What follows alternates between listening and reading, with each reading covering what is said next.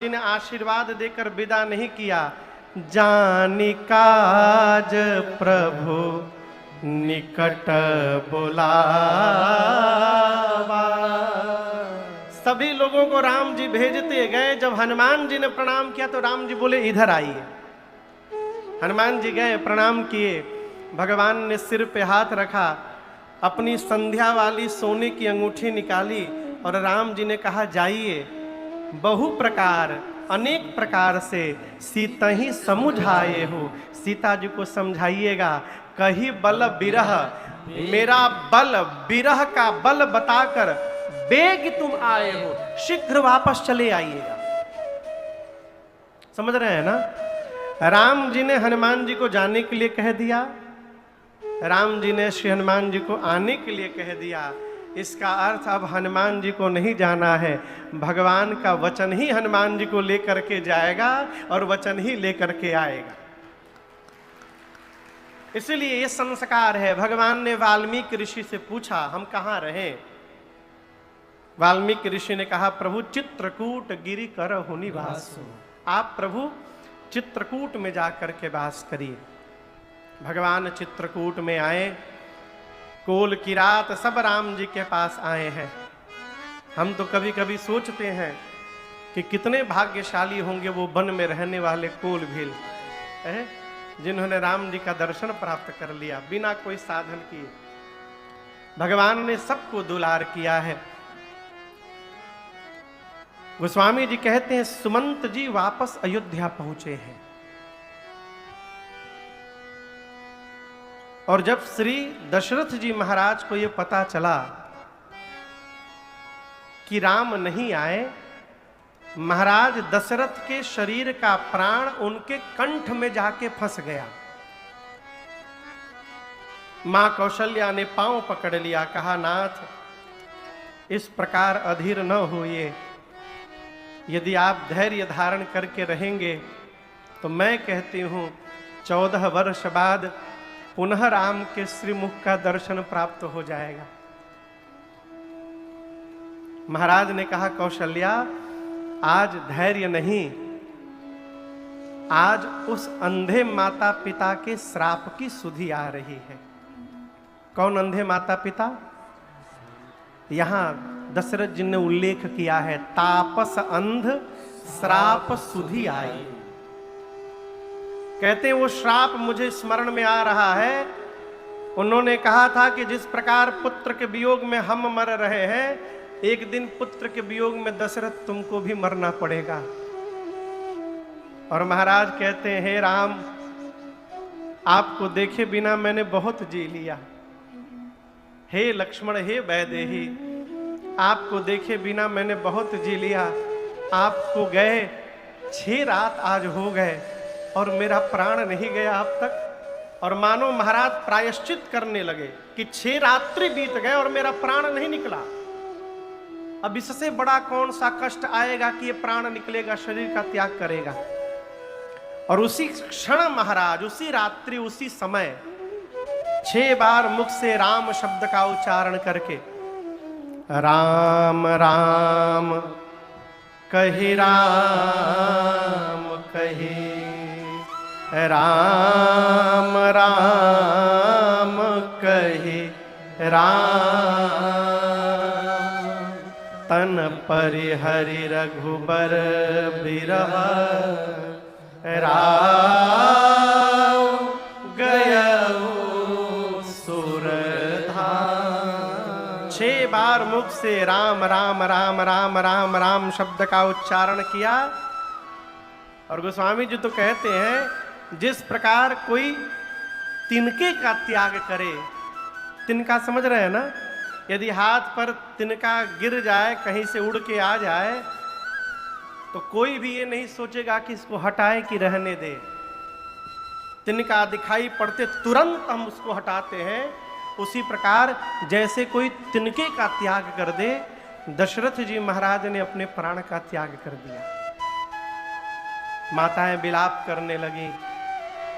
गुरुदेव भगवान आए, ज्ञान उपदेश करके। उस समय बर्फ नहीं होते थे, और विडंबना देखिए, 4 पुत्र होने के बाद भी ऐसी स्थिति है कि आज अग्नि देने के लिए एक भी पुत्र घर में नहीं है। गुरुदेव ने नाव में तेल भर करके और महाराज के पार्थिव शरीर को सुरक्षित किया और खबर भिजवाई भरत भैया के पास। दूतों से कहा कि भरत जी से जो यहां घटा है ये न कहिएगा, क्योंकि यदि भरत जी सुन लिए कि पिताजी नहीं रहे और भैया बन चले गए तो भरत जी आने लायक नहीं रहेंगे। केवल कहना कि गुरु जी ने याद किया है। दूत गए। भरत भैया, आप गोस्वामी जी कहते हैं, देखिए कभी आप लोग सोचे हैं कि आदमी जब गुस्से में आता है तो जोर जोर से क्यों बोलता है? भैया, जब आदमी क्रोध में रहता है तो जोर जोर से क्यों बोलता है? विचार करिएगा। जब हम क्रोध में रहते हैं तो शरीर हमारा भले पास रहता है, लेकिन मन से हम बहुत दूर हो जाते हैं, और जो बहुत दूर चला जाए उस तक अपनी आवाज पहुंचाने के लिए जोर से बोलना पड़ता है। और जब हम प्रेम में रहते हैं तो शरीर भले दूर रहे, मन हमारा पास में रहता है, फिर तो कहने की भी आवश्यकता नहीं पड़ती। इधर हम सोचते हैं और उधर सामने वाले को पता चल जाता है। ये प्रेम की अवस्था है। गोस्वामी जी कहते हैं, जिस रात्रि मंथरा ने मां कैकेयी के मति को भ्रमित किया, उसी रात्रि से भरत जी को ननिहाल में बुरे बुरे स्वप्न आने लगे। देखा ही रात भयानक सपना। रात को स्वप्न देखते हैं, प्रातः काल जग कर भरत जी नाना प्रकार से कल्पना करते हैं, हे प्रभु मेरे घर में सब कुशल है ना? देखिए, हम जिसको प्रेम करते हैं उसके प्रति सदैव संशय बना रहता है। उदाहरण देता हूं, यदि घर के मालिक रात को 8 बजे नौकरी से, ऑफिस से डेली आते हो, रोज रात को 8 बजे, किसी दिन कारणवश यदि 8:30 बज जाए, 9 बज जाए, उनका फोन न लगे तो जो मतवा घर में रहती है ना, वो बेचैन हो जाती है। क्या हुआ हो, आज इतना विलंब क्यों हो गया? अब तक नहीं आए, सब कुशल होगा ना? अब मन नाना प्रकार की कल्पना करने लगता है, कहीं कोई घटना तो नहीं घट गई, कहीं कुछ हो तो नहीं गया। और जिससे प्रेम नहीं है वो रात भर नहीं आवे, कोई फर्क नहीं पड़ता किसी को। भरत भैया सवेरे जगते हैं, कल्पना करते हैं, डर के मारे भगवान शंकर की आराधना करते हैं।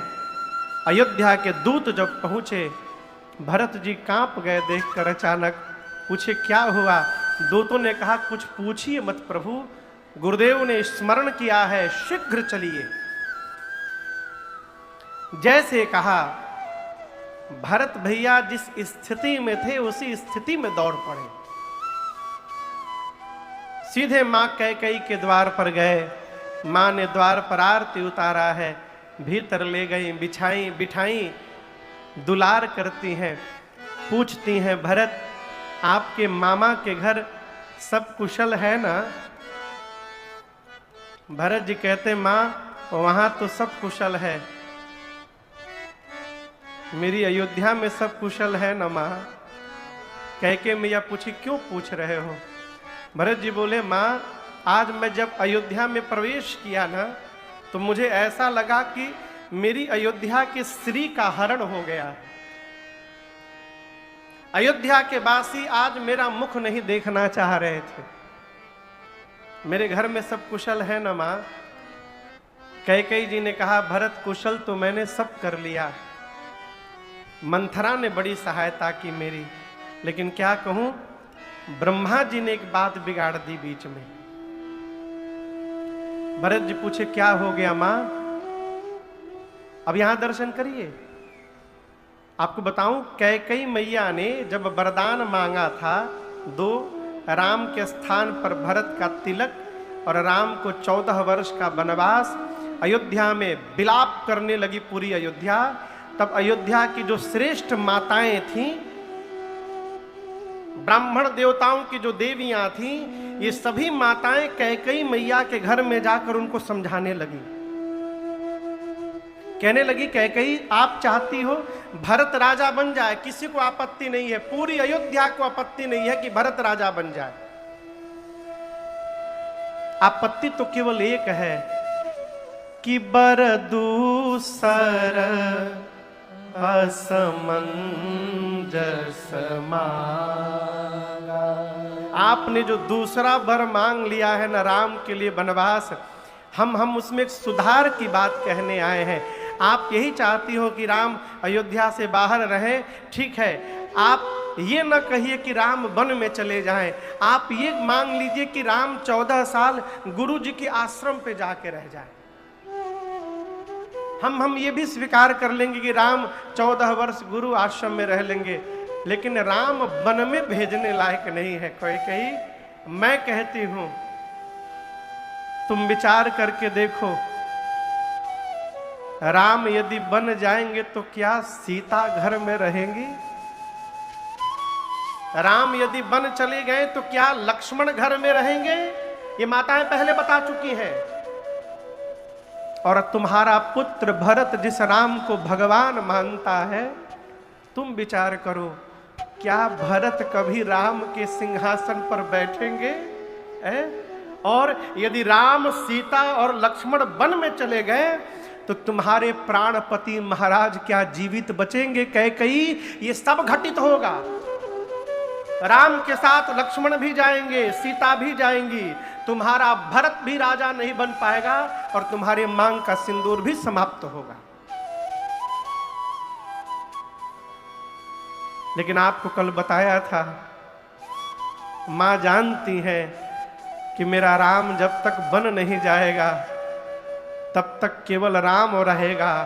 यदि मेरा राम बन चला गया तो राम नहीं रहेगा, फिर मर्यादा पुरुषोत्तम राम बन जाएगा। इसलिए राम को वन भेजना है। और राम को, राम से मर्यादा पुरुषोत्तम राम बनाने के लिए यदि कैकेयी को कलंक के पहाड़ के नीचे दबना पड़े तो मैं उसके लिए भी तैयार हूं। ये मां ने जो कुछ भी किया जानबूझकर किया। कैकेयी मैया ने भरत जी से कहा, भरत मैंने सब ठीक कर लिया था, लेकिन क्या कहूं, ब्रह्मा जी ने एक काम बिगाड़ दी बीच में। भरत जी पूछे, क्या हुआ मां? मां कैकेयी कांपती हुई बोली, भरत अब आपके पिताजी नहीं रहे। गोस्वामी जी कहते हैं, भरत भैया सुने, हाँ तात, हाँ तात, तात तात, हाँ तात पुकारी। तात तात कह के भरत जी खड़े खड़े गिर पड़े धरती पर, लगे छटपटाने। कैकेयी मैया संभाल करती हैं। भरत जी बिलख कर पूछे, मां क्या हुआ था मेरे बाबूजी को? और यहां कैकेयी मैया ने सब बता दिया, छिपा करके नहीं बताया, जो जो किया था वो बता दिया। और भरत भैया जब सुने कि मेरे बड़े भैया वन में चले गए, राम जी के वनवास की बात कान में आते भरत जी अपने पिताजी की मृत्यु भूल गए। गोस्वामी जी कहते हैं, भरत ही बिसरेऊ पितु मरण, सुनत राम बन गौन, हेतु अपन पौ जान जिय, थकित रहे धरि मौन। मेरे कारण, अब यहां दर्शन करिए, भरत जी ना कैकेयी मैया का अपराध मानते हैं, न मंथरा का, न महाराज दशरथ का। भरत जी कहते हैं किसी का अपराध नहीं है, अपराध तो मेरा है। न ये पापी भरत जन्म लेता, न इस पापी को तू राजा बनाने का सपना देखती, ये सब मेरे कारण हुआ है। भरत जी गए मां कौशल्या के पास, गोद में बैठकर बिलख कर कहने लगे, मां मैं सौगंध लेकर कहता हूं मां, भैया के बन जाने में मेरी कोई सहमति नहीं है मां। यदि प्रभु के वनवास में मेरी तनिक भी इच्छा हो तो जो पाप गुरु की हत्या से लगता है, भरत को लग जाए मां।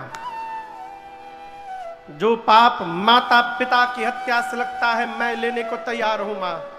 भरत जी 28 पाप कह गए कि ये सारे पाप मुझे लग जाएं। कौशल्या मैया ने भरत जी से कहा, भरत सूर्य को देखे हो ना,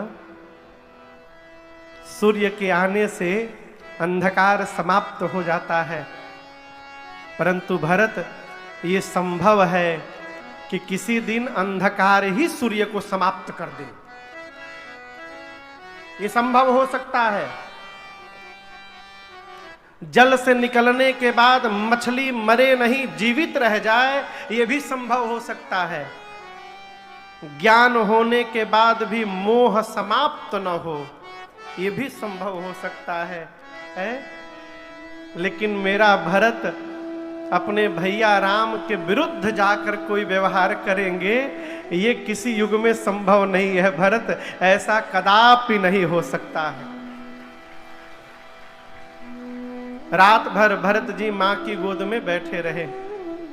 प्रातः काल हुआ, गुरुदेव भगवान आए, चंदन की लकड़ी की चिता सजाई गई सरजू मैया के तट पर, और गुरु आज्ञा प्राप्त करके भरत भैया ने पिताजी को मुखाग्नि दी है। श्राद्ध कर्म हुआ। कितने दिन में श्राद्ध कर्म होता है? कहिए। 13 दिन में, कहीं 12 दिन में, कहीं 16 दिन में। आपसे एक बात कहूं, श्राद्ध कर्म बड़ी श्रद्धा से करना चाहिए। श्रद्धा शब्द से ही श्राद्ध शब्द की उत्पत्ति हुई है। श्राद्ध कर्म ये बताता है कि जाने वाले के प्रति हमारी कितनी श्रद्धा थी। लेकिन इससे एक आगे की मैं बात कहूंगा, मरने के बाद श्रद्धा बाद में दिखाई जाए। जब तक श्रेष्ठ जीवित हैं, जितनी श्रद्धा दिखानी है दिखा ली जाए, बाद में कितनों भी दिखाते रहे उसका कोई अर्थ मतलब होने वाला नहीं है। कई लोग बाबूजी जीवित रहते हैं तो एक गिलास पानी भी नहीं देते, मरने के बाद दान पे दान करते हैं। दान का क्या मतलब है? आप बताओ, क्या मतलब है? माता पिता जीवित हैं, इसलिए जितना करना है उनके लिए कर जाइए। आजकल की सबसे बड़ी समस्या, घर में कोई घटना घट जाती, बच्चे कहते हैं ऑफिस से छुट्टी नहीं मिल पा रही है, लास्ट दिन हम आएंगे। आपको तो एक घटना बताऊं, आप आश्चर्यचकित हो जाएंगे। 2 साल पहले लखनऊ में एक आर्मी से रिटायर्ड अधिकारी, मनोज जी, आर्मी से रिटायर्ड बहुत बड़े अधिकारी लखनऊ में रहते थे। उनके 2 बेटे दोनों अमेरिका में। यहां पति पत्नी घर में केवल बुजुर्ग थे, रहते थे। कोरोना के कारण बच्चे 3 साल से घर नहीं आए थे भारत। मां बेचारी रटती थी, आ जाओ आ जाओ, छुट्टी नहीं है मां आएंगे, छुट्टी नहीं है मां आएंगे। रटते रटते माई चली गई। मां जब मर गई तो पिता ने फोन किया कि वो तो तुम दोनों को नहीं देख पाई, कम से कम तुम दोनों आकर उसको एक बार देख लो। 2 दिन बाद शिव भैया छोटका बेटा आया। 2 दिन पिता पार्थिव शरीर को रखा रहा बर्फ में, बेटे आ रहे हैं। 2 दिन बाद छोटा बेटा आया, दरवाजा खोलकर घुसा, पिताजी थे सामने। पिताजी बोले भैया, तो छोटा बेटा बोला पिताजी काम का बहुत प्रेशर है भैया पर। भैया ने कहा है कि मां मरी है, तुम चले जाओ, जब पिताजी मरेंगे तो मैं चला जाऊंगा।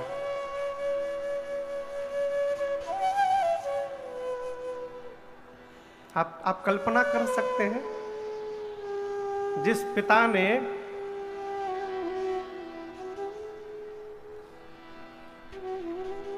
क्या बीती होगी उस पिता के ऊपर, आप कल्पना करिए। पिता तो वो निस्तब्ध हो गए, स्तब्ध। कुछ नहीं बोले। 5 मिनट बैठे रहे, उठकर चुपचाप कमरे में गए, दरवाजा बंद किए और 10 मिनट बाद गोली चलने की आवाज आई। अपने को मार लिए गोली, पत्र लिख करके गोली मारे। उसमें लिखा था कि तुम बहुत कष्ट करके आए हो, मैं नहीं चाहता हूं ये कष्ट तुम्हारे भैया को भी करना पड़े। तुम आ ही गए हो, तब एक ही बार माता पिता दोनों का श्राद्ध तेरा ही करके चले जाओ। इस प्रकार के व्यक्ति को मनुष्य कहना भी पाप है। ये मनुष्य नहीं है, ये तो पशु से भी गए गुजरे हैं। देखिए, राम जी कहते हैं जो पुत्र अपने माता पिता को संतुष्ट नहीं कर पाया, वो पुत्र कहलाने का अधिकारी ही नहीं है। ये राम जी के श्रीमुख वचन है। इसलिए भगवान को बाद में प्रसन्न करिए। घर में जो बोलने वाले भगवान बैठे हैं न माई बाप, उनको पहले प्रसन्न करिए।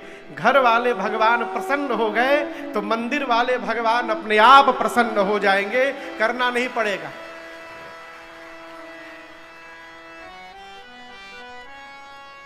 श्राद्ध कर्म हुआ और इसके बाद श्रद्धांजलि सभा बैठी अयोध्या में। पूरा परिवार समाज उपस्थित है। गुरुदेव ने भरत जी को अपने बगल में बिठाया और कहा, भरत जी, ब्रह्मा जी ने मनुष्य को बनाकर धरती पर भेजा है, परंतु 6 वस्तुओं पर मनुष्य का अधिकार नहीं है। ये 6 वस्तु हैं क्या? हानि लाभ, जीवन मरण, जश अपजश विधि। कि कब हानि होगी, कब लाभ होगा, ये विधाता के हाथ में। कब जन्म लेंगे, कब मरेंगे, ये विधाता के हाथ में। कब यश लगेगा, कब अपयश लगेगा, ये भी विधाता के हाथ में। इस पर हमारा आपका कोई अधिकार नहीं है। गुरुदेव खूब समझाए, कहे, भरत, हम एक बात कहें, आपके पिता जैसा पिता न आज तक कभी सृष्टि में हुआ है। आपके पिता जैसा पिता न वर्तमान इस धरती पर है। और भरत जी, आपके पिता जैसा पिता अब भविष्य में होने वाला भी नहीं है। भयऊ न अहई न अब होनिहारा, भूप भरत जस पिता तुम्हारा। हम आपके पिता के बारे में क्या क्या कहें भरत जी, क्या प्रशंसा करें। जिस महाराज के लिए इंद्र अपना आधा राज सिंहासन रिक्त कर दिया करते थे, जिस महाराज की प्रशंसा ब्रह्मा करते हो, शंकर करते हो, और तो और जिसके घर में राम पुत्र बन करके खेल रहे थे, उस महाराज के सौभाग्य के बारे में मैं क्या क्या बताऊंगा आपको। भरत जी, आपके पिताजी सब प्रकार से बड़भागी थे। मैं एक बात कहूं आपको, आपके पिताजी को प्राण से प्रेम नहीं था, आपके पिताजी को वचन से प्रेम था। यदि प्राण से प्रेम होता ना, तो महाराज वचन छोड़ देते, प्राण बचा लेते। लेकिन आपके पिताजी ने वचन बचाया, प्राण का त्याग कर दिया। एक वचन मानकर आपके भैया वन में चले गए भरत जी, दूसरा वचन मान करके आप राजा बन जाइए ना। हम कहते हैं आप राजा बन जाएंगे ना, कोई अन्यथा नहीं कहेगा। सुन सुख लहब राम बैदेही, सीताराम जी भी वन में जहां होंगे और उनको पता चलेगा कि आप राजा बन गए हैं, राम जी भी प्रसन्न हो जाएंगे।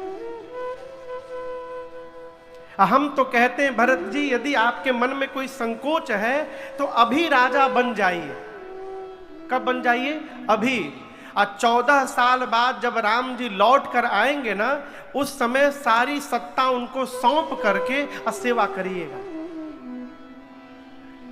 सौंपे हु राज राम के आए, सेवा करे हु स्नेह सुभाए। प्रेम से सेवा करिएगा। सुमंत जी ने भी कहा, भरत जी, गुरु जी ठीक कही रहे हैं, अभी राजा बन जाइए, राम जी जब आएंगे फिर विचार करके जो मन करेगा करिएगा। लेकिन आपको एक बात कहूं, भरत जी एक बात जानते हैं क्या? जो आनंद छोटा बन के रहने में है, वो आनंद बड़ा बन के रहने में मिलने वाला नहीं है।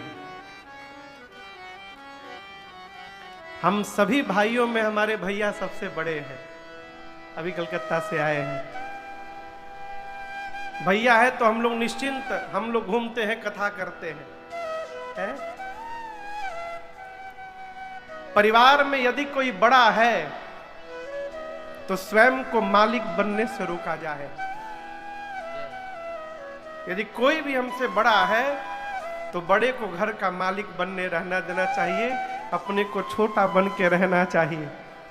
भरत जी जानते हैं कि लेते समय जो मन रहता है, लौटाते समय वो मन नहीं रहता। ये कटु सत्य मैं कह रहा हूं। आपको यदि विश्वास न हो इस वाक्य पर तो प्रैक्टिकल करिए। घर की तिजोरी की चाबी घर में किसी सदस्य को दे दीजिए, बेटा हो बहू हो किसी को भी, और कहिए 6 महीने के लिए आप घर के मालिक। 6 महीने बाद चाबी जब मांगिएगा ना तो चेहरा देखिएगा। चाबी लेते समय जो चेहरा रहता है, लौटाते समय वो चेहरा नहीं मिलेगा, बदल जाता है। सिद्धांत कहता है प्राप्त करते समय जो मन रहता है, वापस करते समय मन नहीं रहता। भरत जी को डर है लौटाते समय कहीं मेरा मन बदल गया तो है? तो ऐसा काम ही क्यों किया जाए कि मन के बदलने का भय बना रहेगा। कौशल्या मैया ने भी कहा, भरत जी गुरुजी उचित कह रहे हैं।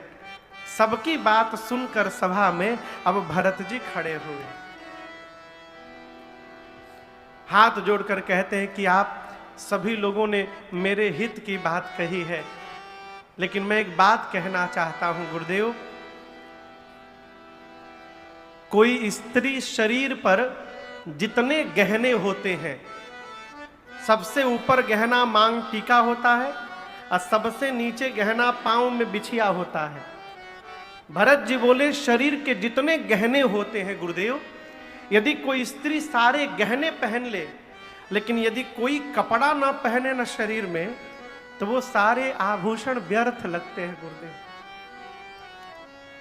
शरीर में यदि रोग हो जाए तो 56 प्रकार का भोग व्यर्थ लगने लगता है। मन में यदि वैराग्य नहीं है गुरुदेव, तो ब्रह्म पर प्रवचन दिया जा रहा है व्यर्थ है। हृदय में यदि प्रेम नहीं है तो बिना प्रेम का किया गया जप तप व्रत पूजा सब व्यर्थ है, कोई मतलब नहीं उसका। कितना भी सुंदर शरीर हो गुरुजी, यदि उस शरीर में प्राण नहीं है तो वो शरीर व्यर्थ है। गुरुजी बोले आप ये सब क्यों कह रहे हो? भरत जी बोले गुरुदेव उसी प्रकार अयोध्या में आप सब लोग हैं, लेकिन यदि मेरे भैया राम नहीं है बस, तो भरत के लिए अयोध्या व्यर्थ है। इस अयोध्या का कोई अर्थ नहीं मेरी दृष्टि में।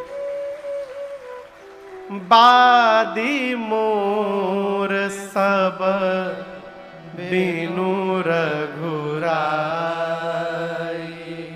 बिना रघुनाथ के मेरे लिए सब व्यर्थ है।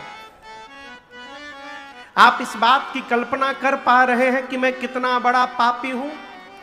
भरत जी कहते हैं, बोले गुरुदेव अभी मैं राजा नहीं बना, केवल मेरे नाम की प्रस्तावना रखी गई है कि भरत राजा बनेंगे, बस मेरे नाम को कहा गया कि भरत राजा बनेंगे। सोचिए मैं कितना बड़ा पापी हूं, मेरे नाम के आगे आने से मेरे पिताजी मर गए, मेरे भैया वन में चले गए।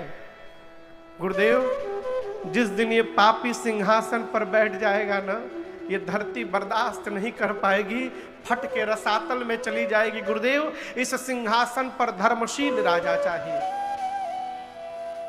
आप सबने अपनी बात कह दी, अब आज्ञा हो तो मैं अपनी बात कहूं। गुरु जी ने कहा कि कहिए। भरत जी कहते हैं, आपन दारुण दीनता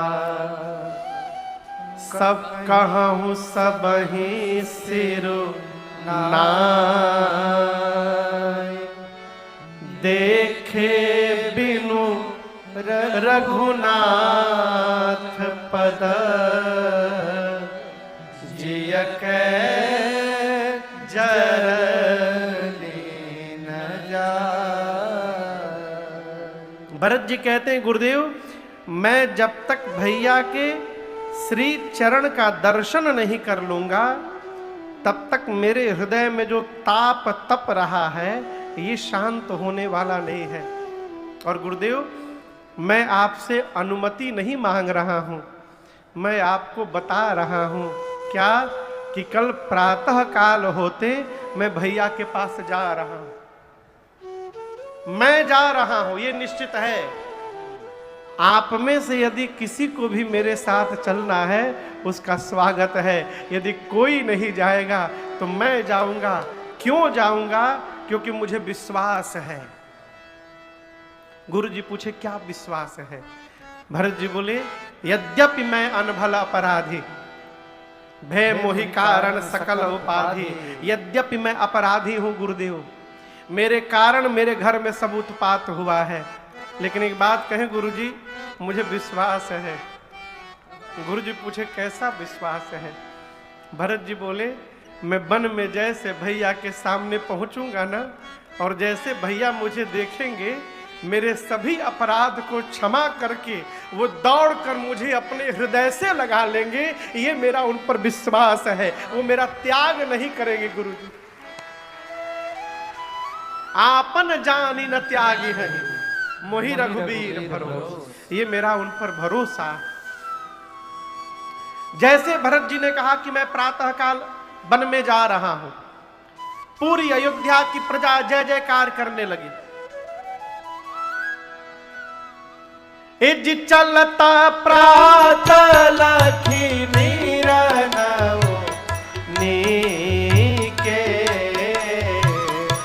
चलत प्रात लखी नीके,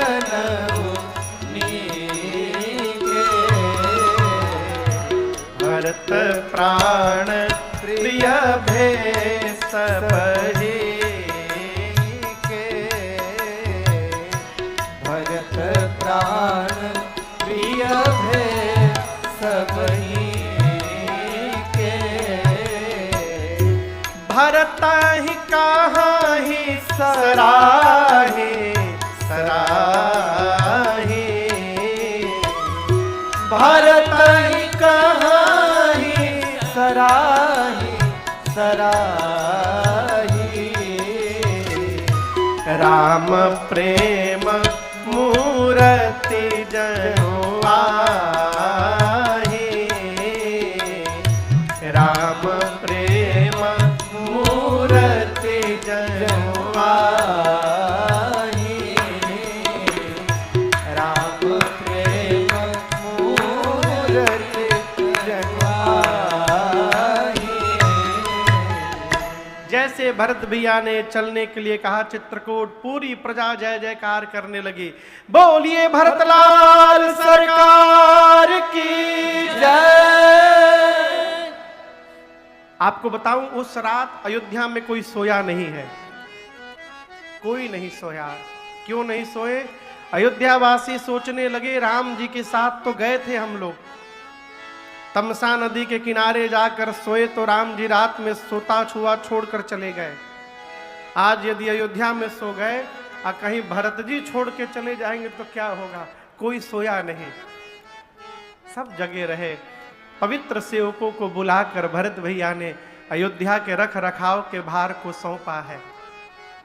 यहां दर्शन करिए, भरत जी अयोध्या को ऐसे ही छोड़ के नहीं चले गए। कथवा सुनकर ना कई लोग को बैराग आ जाता है, कहते हैं महाराज मन करता है घर द्वार छोड़ करके आपके साथ लग जाए। काहे लग जाए हो? भीड़ बढ़ाओ आंदोलन थोड़ी लेके चले हैं हम। भरत जी कहते हैं ये जो अयोध्या की संपत्ति है किसकी है? अयोध्या की संपत्ति किसकी है? राम जी की। संपत्ति सब रघुपति के आए। भरत जी कहते हैं यदि मेरी संपत्ति रहती तो मैं छोड़ के जा भी सकता था, लेकिन संपत्ति किसकी है? भगवान की, राम जी की। और भगवान की संपत्ति को यदि इसी प्रकार अधर में छोड़ के मैं चला गया तो मेरा परिणाम मंगल होने वाला नहीं है। अब मेरा आपसे प्रश्न है, आपके पास जो संपत्ति है वो संपत्ति किसकी है?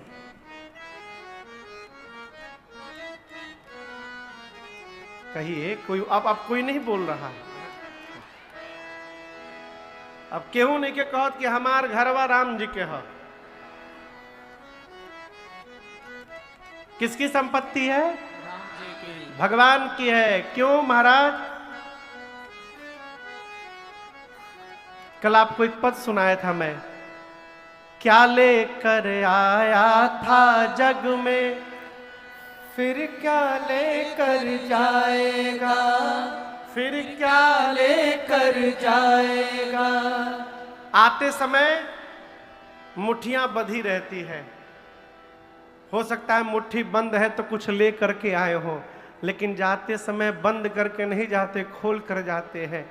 अरे मुट्ठी बांधे आया जग में, मुट्ठी बांधे आया जग में, फिर हाथ पसारे जाना है, सोने वाले जाग जा, संसार मुसाफिर खाना। दुनिया की कोई भी संपत्ति हो 100 साल के भीतर अपने मालिक का नाम बदल लेती है। आप दर्शन करिए, आज आपके पास जो संपत्ति है 100 साल के भीतर वो संपत्ति आप अयोध्या से लेकर श्रृंगवेरपुर तक रथ पर बैठकर आए थे, इसलिए मैं बैठ गया मां के कहने पर। परंतु गंगा पार करने के बाद मेरे भैया यहां से पैदल पैदल गए होंगे, और यदि भैया पैदल गए हैं तो मेरे लिए उचित ये है कि सिर भरी जाऊं उचित अस मोरा, सब ते सेवक धर्म कठोरा। भरत जी कहते हैं मैं पांव पे चल रहा हूं तो ये भी अपने स्वामी की बराबरी कर रहा हूं। देखिए, कभी भी सदगुरु के घर जाना चाहिए, द्वार जाना चाहिए, तो मर्यादा कहती है कि द्वार से कम 100 मीटर दूर गाड़ी से उतर जाना चाहिए।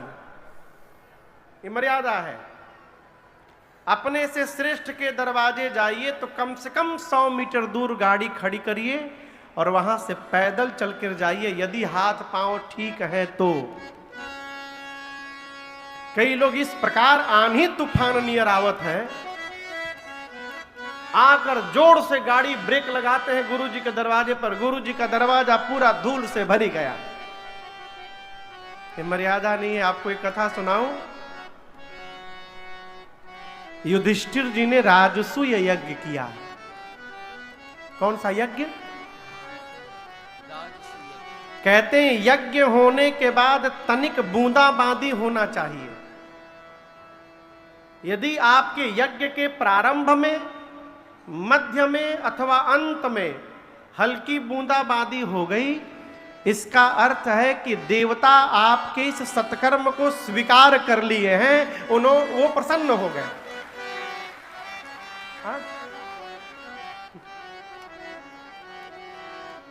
युधिष्ठिर जी ने राजसूय यज्ञ किया, बारिश नहीं भई, देवताओं ने स्वीकार नहीं किया यज्ञ। युधिष्ठिर परेशान हुआ। क्यों? कन्हैया से पूछे। कन्हैया बोले एक महात्मा है जिनको भोजन नहीं कराया गया है इस यज्ञ में, जिसके कारण देवता स्वीकार नहीं कर रहे, जाओ उनसे निवेदन करो। युधिष्ठिर जी गए, रथ पर बैठकर कुटिया के बाहर उतरे, जाकर पैदल दंडवत किए, निवेदन किए कि सरकार चलकर जूठन गिर जाए। महात्मा बोले मैं ऐसे भोजन नहीं करता किसी के घर में।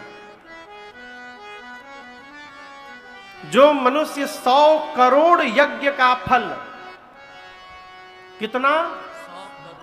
100 करोड़ यज्ञ का फल संकल्प करके मुझे देगा, मैं उसके घर में भोजन करता हूं। कितना यज्ञ, जोर से कहिए। युधिष्ठिर सोचे ये तो हमारा पहला है, ये कह रहे 100 करोड़ यज्ञ, और जब तक ये पहला भी तब पूरा होगा जब ये भोजन करेंगे। वो तो फंस गए। महात्मा ने मना कर दिया, मैं आऊंगा नहीं। वापस आए तो मां द्रौपदी ने पूछा क्या हुआ। युधिष्ठिर जी ने पूरी बात बताई। द्रौपदी मैया बोली मुझे ले चलिए, मेरे पास 100 करोड़ यज्ञ का फल है, मैं अभी संकल्प करके दूंगी। युधिष्ठिर पूछे आपके पास कहां से आ गया। बोले आप छोड़िए, आप ले चलिए मुझे। रथ पर बिठाकर युधिष्ठिर मां द्रौपदी को लेकर गए। आश्रम से बहुत दूर रथ को रुकवा करके और वहां से पैदल पैदल चलकर मां द्रौपदी गई महात्मा के द्वार पर।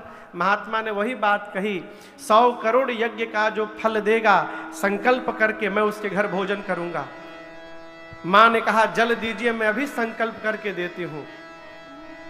महात्मा ने कहा आपके पास 100 करोड़ यज्ञ का पुण्य फल है? बोले है, अभी हुआ है। वो कैसे हुआ है? तब मां कहती हैं संत मिलन को जाइए, तजी ममता अभिमान। अभिमान का त्याग करके संत से मिलने पैदल जाइए। ज्यों ज्यों पग आगे बढ़े, कोटिक यज्ञ समान। हम जब संत से मिलने जाते हैं पैदल तो एक एक पग पर एक एक करोड़ यज्ञ का फल प्राप्त होता है जीवन में। एक डेग पर 1 करोड़ यज्ञ का फल। मैया ने कहा मैं 100 करोड़ की बात करते मैं हजारों पग चलकर आई हूं, न जाने कई हजार करोड़ यज्ञ का फल है, उसमें से 100 करोड़ का पुण्य फल अभी आपको देती हूं। महात्मा प्रसन्न हो गए, जाकर भोजन किए और वर्षा भई। किसी भी संत के पास जाइए तो तनिक पैदल चलने का स्वभाव बने। भरत जी पैदल पैदल गए हैं, पांव में छाले पड़ गए। तीर्थराज प्रयाग से भरत जी ने कहा हे तीर्थराज प्रयाग, मैं जानता हूं आपके पास अर्थ धर्म काम मोक्ष सब है, लेकिन मैं अर्थ धर्म काम मोक्ष लेने नहीं आया हूं। आप एक आशीर्वाद दीजिए, मैं जब जब धरती पर जन्म लूं मेरे भैया के चरणों में मेरा प्रेम दिन रात बढ़ता जाए, इसके अलावा हमें आपसे कुछ नहीं चाहिए। यहीं पर भरत जी ने वो चौपाई कही जो हम लोग मंगलाचरण में गाते हैं। सीताराम चरण रति मोरे, अनुदीन बढ़ाऊं अनुग्रह तो। कहीं भी किसी भी देवता के आगे नतमस्तक होइए तो केवल एक बात कहिए, प्रभु हमारे इष्ट में हमारा प्रेम दिन रात बढ़ता रहे, हमको यही आशीर्वाद दे दीजिए। इस चौपाई को तो रट जाइए। राम जी के भगत कितने लोग यहां बैठे हैं, राम जी वाले, तो इस चौपाई को रट जाइए और जिस भगवान को प्रणाम करिए उनसे कहा करिए, यही कहा करिए कि सीताराम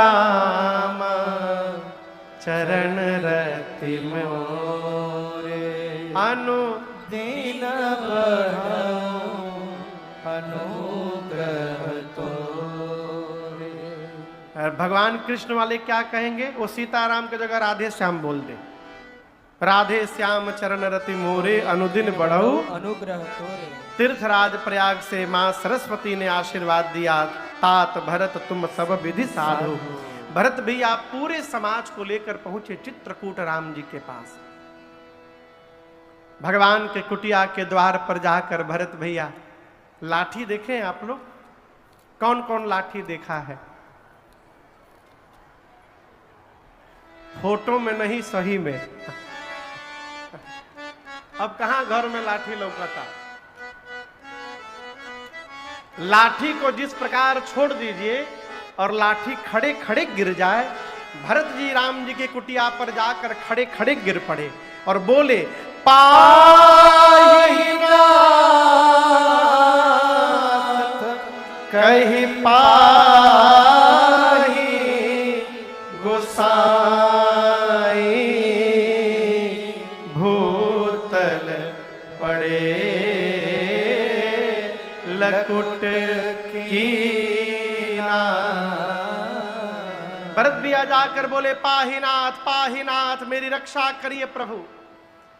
आश्रम के भीतर लक्ष्मण जी ने राम जी से कहा, प्रभु भरत भैया आपको प्रणाम कर रहे हैं। जैसे राम जी सुने दौड़ कर गए और जाकर बरबस लिए उठाई, उरलाए कृपा निहान। भरत राम की मिलन लखी, बिसरे सब अपार।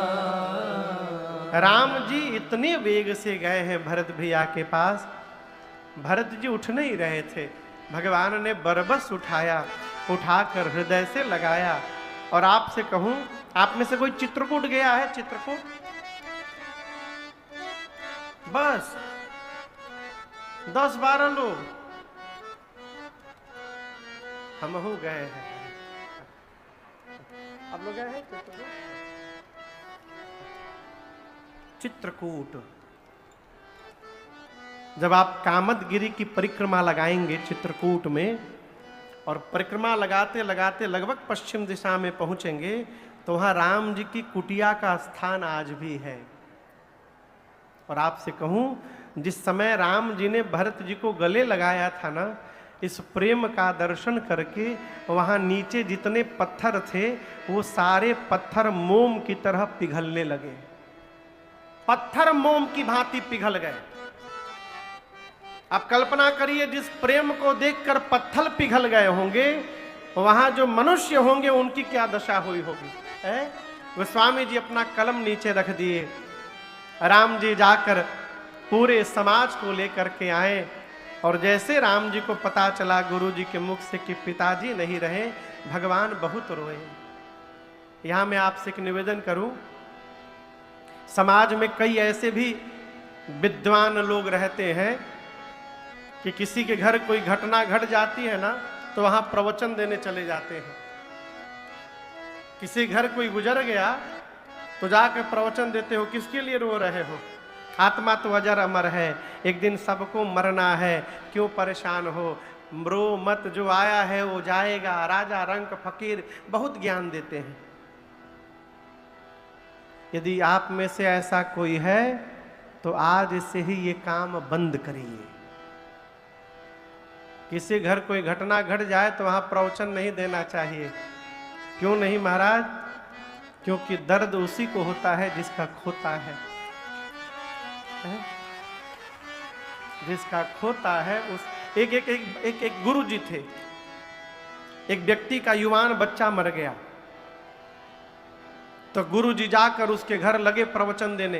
क्यों रोते हो, सबको जाना है, ऐसा वैसा, बहुत प्रवचन दिए। प्रवचन देकर गुरु जी आ गए। भैया 1 हफ्ता बाद गुरु जी की बकरी मर गई। कौन मर गया? बकरी मर गई। गुरु जी गला फाड़ फाड़ के रोए। 2-3 लोग थे वहां पर जो उस दिन वहां भी थे। उन लोगों ने कहा, गुरुजी उनका लड़का मरा था, तो आप कह रहे थे आत्मा अजर अमर है, किसके लिए रो रहे हो? आज बकरी मरी है तो आप रो रहे हैं? बोले देखो, लड़का उसका मरा था, अब बकरी मेरी मरी है। इसका मतलब जिसका खोता है उसी को पीड़ा होती है। आज राम जी इतना रोए हैं कि राम जी को रोता देख पूरी सभा रोने लगी। 2 दिन बाद एक सभा बैठी है जिसमें अयोध्या से जो गए थे वही लोग हैं, राम लक्ष्मण सीता जी नहीं है। और गुरु जी ने अयोध्या वासियों से कहा, देखिए राम जी वन में रहें चाहे राम जी अयोध्या में रहें, अयोध्या के राजा राम ही रहेंगे, क्योंकि राम जीव नहीं है, राम भगवान है। हम तो कहते हैं राम की आज्ञा का पालन करने में हमारा आपका हित है, एक बात कहे भरत जी। भरत जी ने कहा कहिए गुरुदेव। गुरु जी ने कहा भरत जी यदि आप और शत्रुघ्न वन में रहने को तैयार हो जाएं तो मैं राम लक्ष्मण सीता को लेकर वापस अयोध्या चला जाऊंगा। भरत जी बोले गुरु जी यदि मेरे वन में रहने से भैया वापस चले जाएंगे तो मैं भी एक बात कहना चाहता हूं गुरुदेव, मैं 14 साल के लिए वन में नहीं रहूंगा। गुरु जी बोले फिर? भरत जी कहते हैं कानन कराऊं जन्म भरे बासु। भरत भैया बोले गुरुदेव मैं जीवन भर वन में रहने को तैयार हूं, मैं अयोध्या की ओर लौट कर देखूंगा ही नहीं, आप अभी भैया को लेकर के चले जाइए। गुरु जी की मति हेरा गई, सबको लेकर राम जी के पास गए और जाकर बोले राम, भरत के प्रेम ने मेरे विचार करने की शक्ति को समाप्त कर दिया है, इसलिए मैं तो कह रहा हूं राम, जो भरत जी कह रहे हैं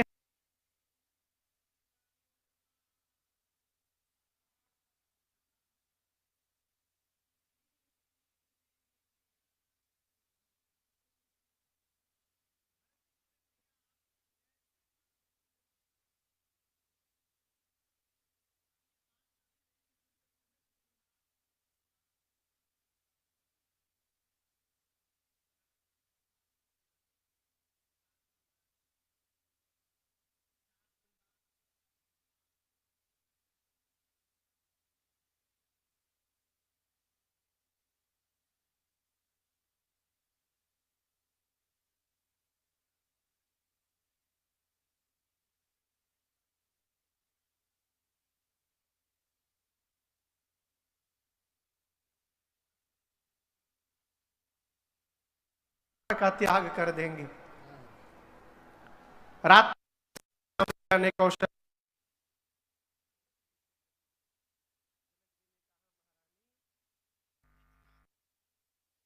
जानता हूं, आप चिंता न करिए, भरत वही करेंगे जो उनके भैया राम कहेंगे।